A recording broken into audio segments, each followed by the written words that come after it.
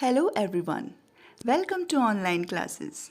Students, today we are going to start a new chapter, Gopal and the Hilsa Fish, from English Honeycomb, class 7th, and this is your English teacher, Miss Tara.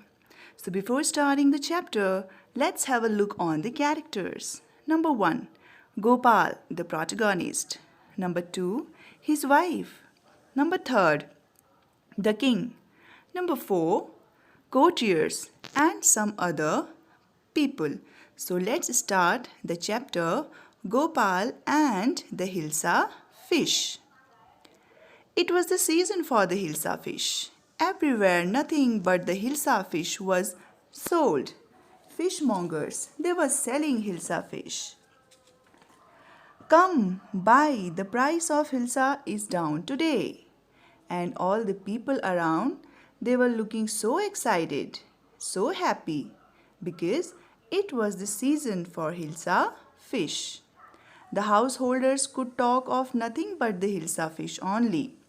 A man bought a huge Hilsa fish and entered in his house, and when his wife saw this, she questioned, "How much did you pay for that Hilsa?" And the man replied, "You would not believe it if I told you. I have bought this one for a very cheap price." They both were very happy.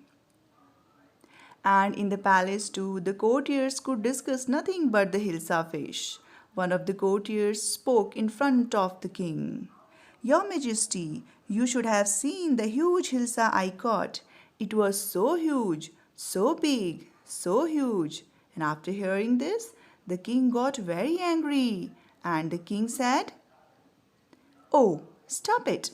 Are you a courtier or a fisherman? This is a court, not a fish market." After hearing this, the courtier fell silent with downcast eyes. And at the same time, the king felt guilty and he said, "I am sorry, I lost my temper." Just at that time, Gopal entered into the court with the same topic. No one, even Gopal, cannot stop from talking about Hilsa fish. And when the king heard this, king said, "Gopal, you are also talking about Hilsa fish?" And the king got very angry and very upset.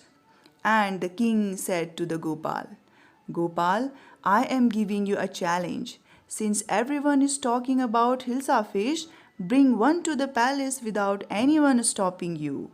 And Gopal said, the challenge is so tough, but I accept the challenge, Your Majesty. I can do this for you, and definitely I will do this." After some days, Gopal prepared himself for the challenge. Gopal half shaved himself. Gopal smeared ash on his face and he was looking totally disgusting. And when his wife saw this, she asked, "Why are you shaved like this? And why have you smeared with ash?" Gopal answered, "I am dressing up to buy a Hilsa fish. Don't disturb me." And Gopal moved outside. But his wife could not resist and she asked again, "Listen to me, you can't go out in those disgraceful dirty clothes." Rags means clothes.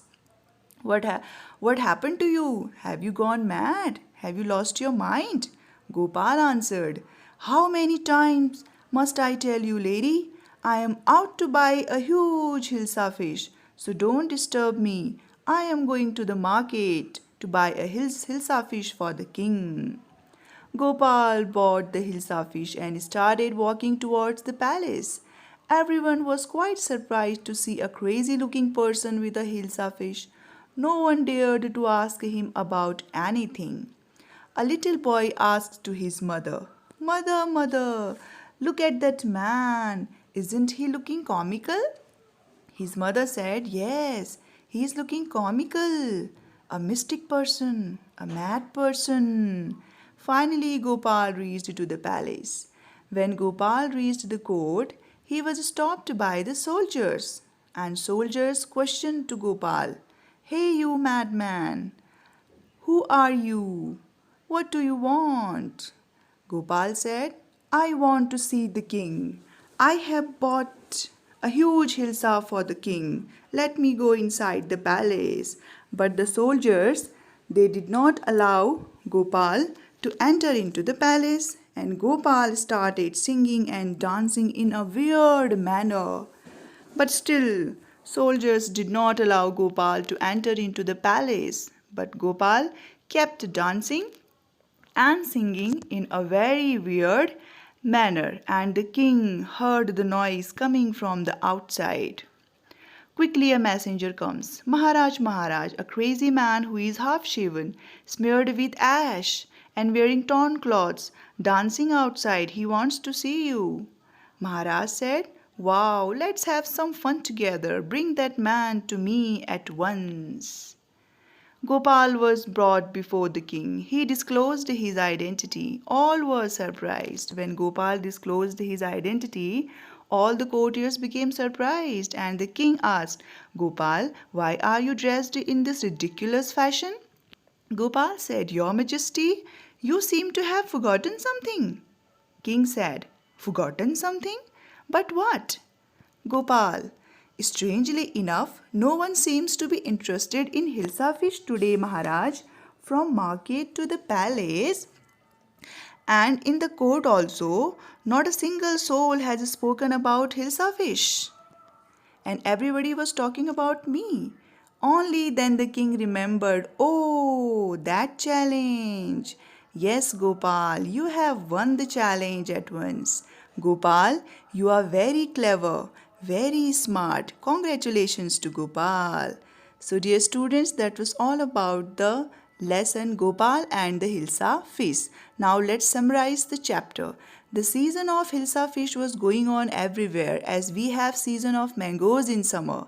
People were talking about Hilsa fish and nothing else. Even the court was not an exception. The king was tired of this. He made an announcement to buy a Hilsa fish and to bring it to the palace without anyone asking a word about it. Gopal, one of the courtiers, accepts the challenge. He makes preparations, half shaves himself, smears with ash, and wear torn clothes, then set out to the palace with a big Hilsa fish. Throughout the way, everybody talks and laughs on his face and strange appearance, but nobody says about Hilsa fish. Finally, Gopal reaches to palace where the guard stops him to enter. Gopal starts singing so loud that the king allowed the stranger to come in. Inside the palace, even no one asks about his Hilsa fish except appearance. Even the king asks about Gopal's dressing and not Hilsa fish. In the end, Gopal reminds the king about the challenge. The king congratulates Gopal for achieving the impossible task. So, dear students, that was the smartness of Gopal. He was very smart. Now, talk about the moral of the story. So, the moral of the story is nothing is impossible in the world. Smart people make smart decisions, and that's the most important factor in how things turn out good for you. Smart people can achieve anything in the world with his or her intelligence. So dear students, try to be smart, do your work smartly. So, thank you very much for watching this